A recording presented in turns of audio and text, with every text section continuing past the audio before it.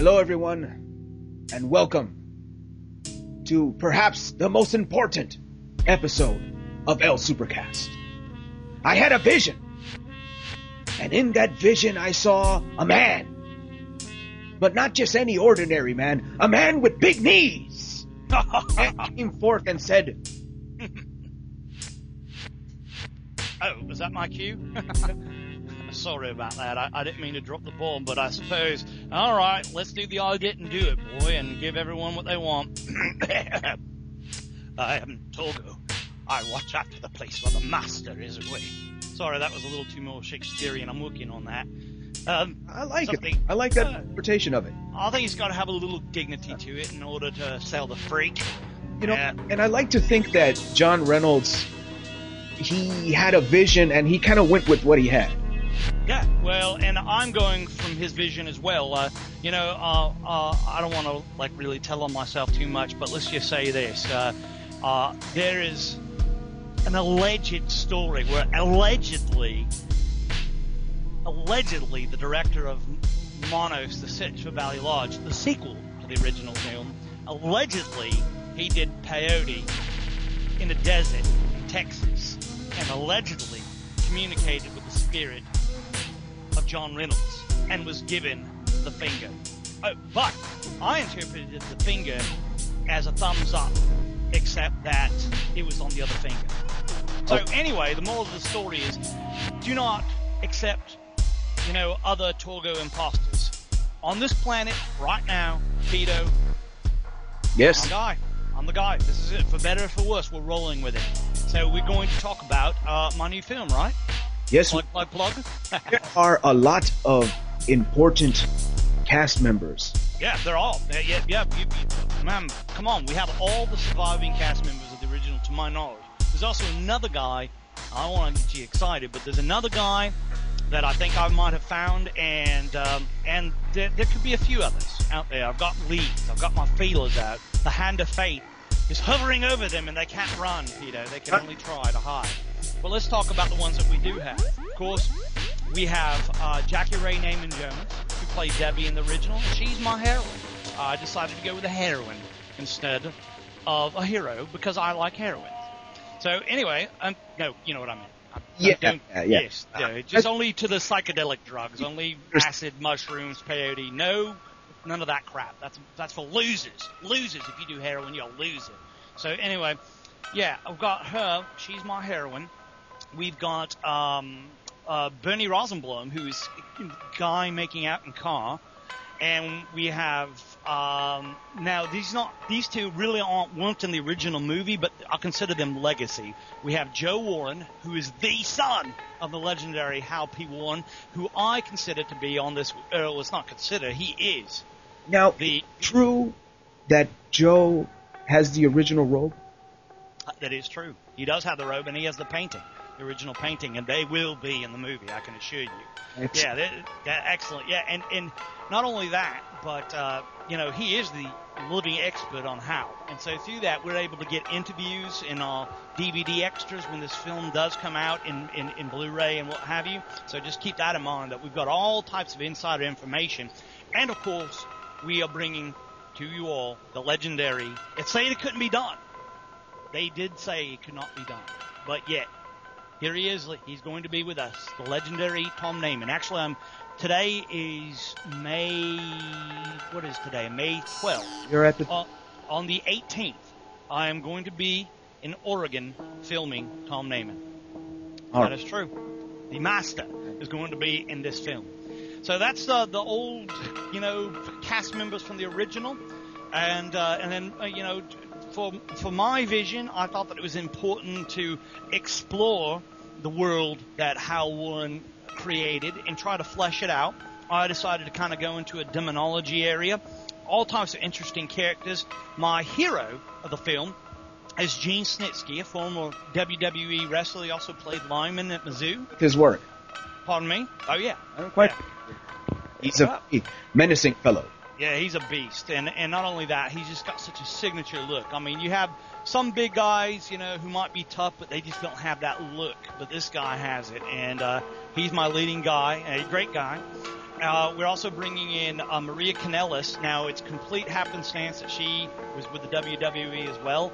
The reason why she's at the ball game, ladies and gentlemen, is that she's almost a dead ringer for the legendary Diane Henry, the girl who played Maggie in the original film. She looks so much like her, and that's what brought her to the party.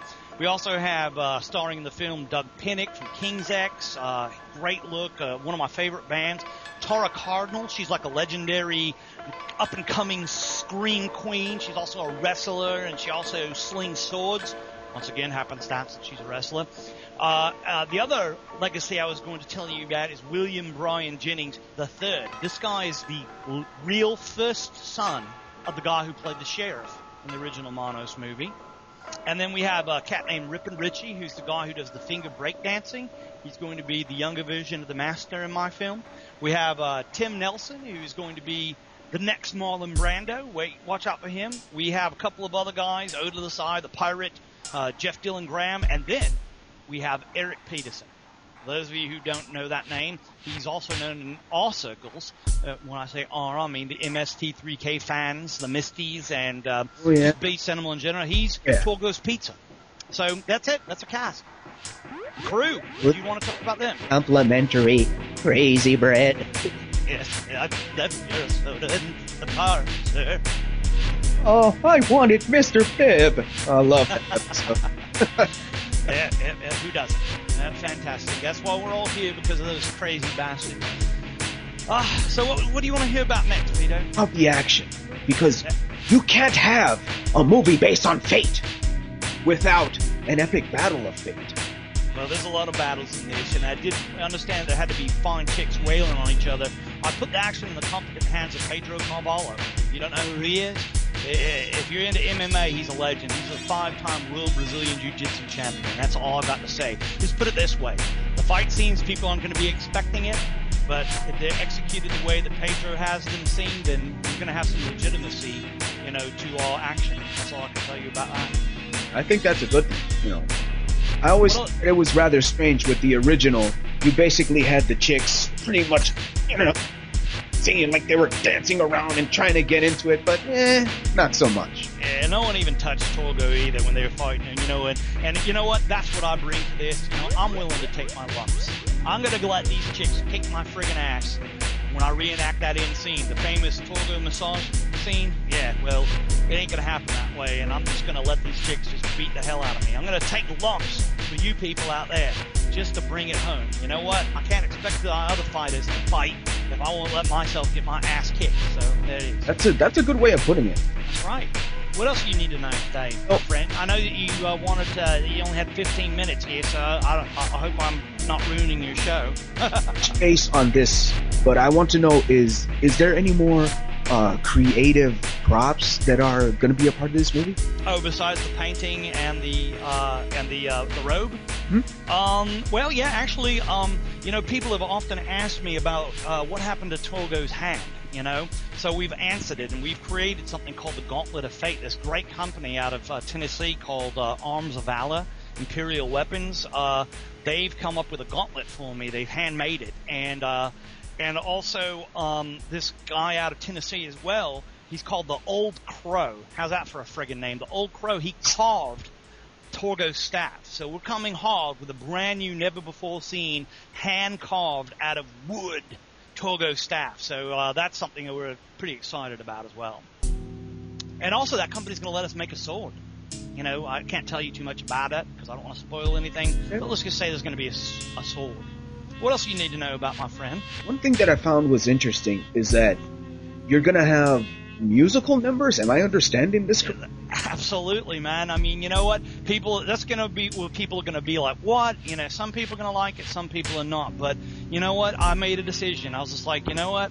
I've got to play to my strengths, and I've been doing music for a long time. I've been doing acting. People don't know who I am, and let's keep it that way. But I've got my hand in a lot of this, and we decided not to make it a musical like people are speaking for a music throughout the thing, but more like, our log line is Alice in Wonderland meets Rocky Horror Picture Show.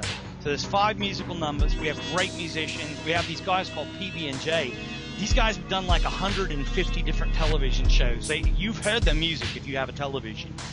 And these guys can do it all. No one's ever heard of them, but these guys have been at the pulse point of what's been going on forever. So we got them and some fantastic composers. We got the guy who orchestrates the Boston Pops. We've got, the guy who won John Williams. I think he won a contest doing Aliens vs. Monsters. We have Adam Albright playing lead guitar, who played lead guitar for Sebastian Bach. We've got Jimmy St. James from a band called Gurufish out of Atlanta. And, of course, we have Doug Pinnick from King's X, as I mentioned before. And singing the voice of the master is going to be the legendary Jeff Scott Soto. He sang lead vocals for Yngwie Malmsteen's first 2 albums. He sang for Journey and did other things. So, got some really, really interesting cats there. So, that's powerful arrangement of people right there. I think so. I think that we're set up to win this, and just to make sure we're throwing a couple little pieces of icing, I wanted to mention that, it's so amazing how Manos has reached out to people. And when people found out that we were doing this and doing it legitimately, if there is such a thing, that might be a oxymoron or something like that. But, this company out of Texas called Alone Star Films, they are a documentary team, essentially. And they did this beautiful documentary called Rainbow's Inn. It was a fantastic movie. I was just like, when I heard that they were interested in doing the next movie, the making of Manos 2. So these guys, these professional filmmakers, they talked it over their families to spend the next 2 or 3 years of their life following my ass around making Manos. So it's a blessing. It's crazy, but it's going to be a lot of fun. And we have these guys. I think it's fate. I think the hand of fate. Why not? Torgo, the fan of fate. Someone called me. Why not? So let's just not fight it. Let's just roll with it and see what we end up doing. I think that the master would definitely approve of everything that has been going on here. You know what? It's irony. And what would be ironic is what was one of the worst movies of all time can turn around with some of the greatest artisans working in Hollywood today and give back the fans something that we can all hold on to. Because you know what? I'm a fan, and this is a fan-made film made by fans for the fans. And we're going to just give everyone all the Monosy goodness that they can hope for, and then some. And you know what? That's it. No one's doing this for money. We're all doing it for love. And, hopefully you'll see it up there on the screen. All right. We are almost out of time, but I think we have enough time to get to your effects. Oh, yeah. Well, we'll talk a little bit about the effects. I know we only have a second or so, but yeah, I did want to say that, I think I mentioned Tim Martin. This guy just, we decided to go demonology. So I just want to let everybody out there know that we're going to be coming with some unique, original creatures. Things that they've never heard of or never seen before. And we're going to really try to do it right. People who like monster movies, people who like music, we're going to do a little bit of everything. And my goal is to make this, I've said it before, the most psychedelic film that anyone's ever seen. And, one of my favorite films, the original, the Flash Gordon with the Queen soundtrack, I hold that as the high priest of psychedelic films, and I'm going to do everything in my power to top it. Rupert? That's my goal. Yep. I think that the hand is on your shoulder right now. Yes, and I think the hand is running out of time right now, is it not? Yes.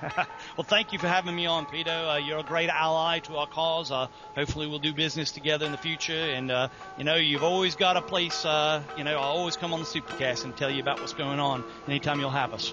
All right. It has been fantastic time with you. I wish you nothing but success for your future endeavors. Thank you, sir. Manos, fondle out, y'all. We're out of here. Take care, everyone. Goodbye.